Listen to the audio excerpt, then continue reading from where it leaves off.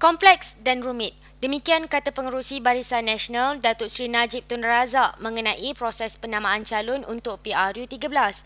Ini kerana keputusan tersebut pastinya tidak dapat memenuhi kehendak semua pihak. Bagaimanapun katanya, beliau akan membuat keputusan yang adil dan saksama dalam meletakkan nama-nama calon. Proses ini merupakan proses yang kompleks dan rumit dan tidak mungkin dapat memenuhi kehendak semua pihak atau memberi kepuasan pada semua individu.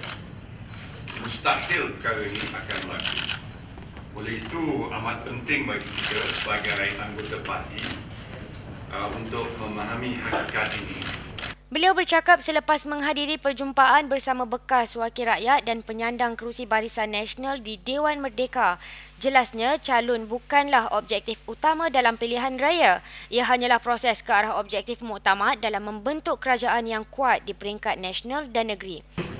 Bukan menjadi calon itu sebagai objektif. Sebaliknya, calon itu merupakan proses ke arah objektif. Muktamadnya ialah untuk membentuk sebuah kerajaan yang kuat dan vital.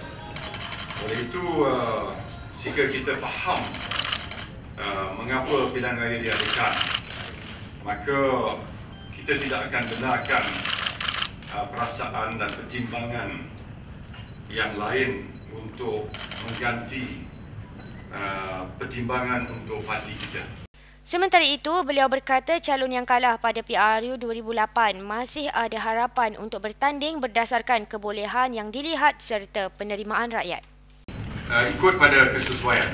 Sebab 2008 tu ada faktor nasional, ada faktor calon.